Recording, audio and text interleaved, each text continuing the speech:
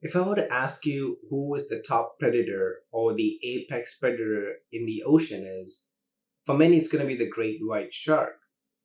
If you think about a white shark, they're this massive, legendary animal that is capable of killing anything and that is feared by many people. And for some of us, the reason why we don't like to get into the ocean. There's so many movies and show that depict sharks or the white shark as a perfect killing machine, the top predator, or the king of the ocean.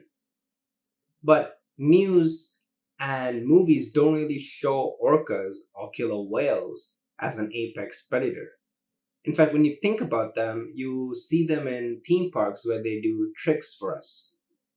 So let's compare the two based on size, weight, and speed. The great white shark can grow anywhere from 15 to 20 feet. The largest known white shark to date is called Deep Blue. She is this massive female that is estimated to be around 20 feet. A white shark can weigh up to 2.5 tons. On the other hand, orcas can grow up to 23 to 32 feet and weigh up to 6 tons.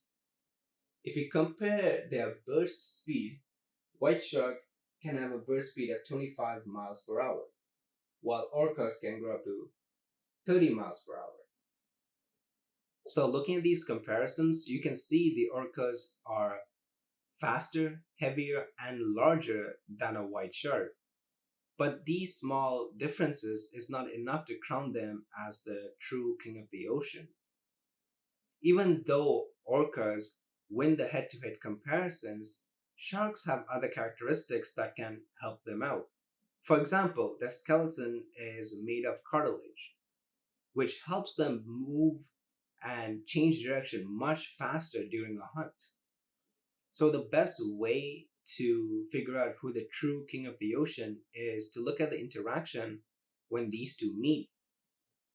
These interactions are not very common in the open ocean, but time to time, these top predators do end up meeting each other. So, what exactly happens when these two predators come face to face? In 2017, white sharks started to wash up dead in South Africa's Western Cape. And what they all had in common was that their liver were missing. And after scientists have examined the bodies, what they suspected was that orcas were responsible for these attacks. And in fact, a pair of orcas were seen in the area and was famously named port and starboard, just because how their dorsal fin has flipped left and right. And the reason orcas hunt shark liver is because they have large livers that are filled with fat, which provide orcas with large amount of energy. A study conducted in 2018 at the Farallon Islands looked at the interaction between white sharks and orcas. The island is home to a small population of elephant seals, which are a common food source for both orcas and white sharks. And even though their hunting grounds overlap, orcas don't hunt at the islands every year, while the sharks do. But when the orcas do show up, the sharks are scared off and they're nowhere to be seen. When the sharks leave, the seals in the area seem to benefit. In the years where orcas show up to the islands, the number of seals that are getting eaten by sharks decreased. And even though there might be few seals that are eaten by orcas, after the orcas leave, the seals seem to enjoy a predator free environment for a couple of months. And this is because the sharks take a while to come back to the island and hunt. So you might be wondering, how on earth do orcas kill white sharks? Well, when they hunt, what they do is they weaken the shark first by either ramming them or doing a karate chop with their tail. And once they're weakened, they try to flip the shark upside down.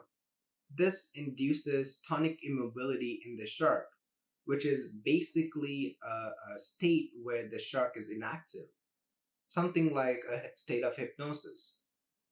And once they're inactive and upside down, that's when the orcas go in for the liver. The interactions between top predators are well studied on land, but are much harder to document and study in the ocean. So it's going to take us much longer to fully understand the interactions when two apex predators interact with one another.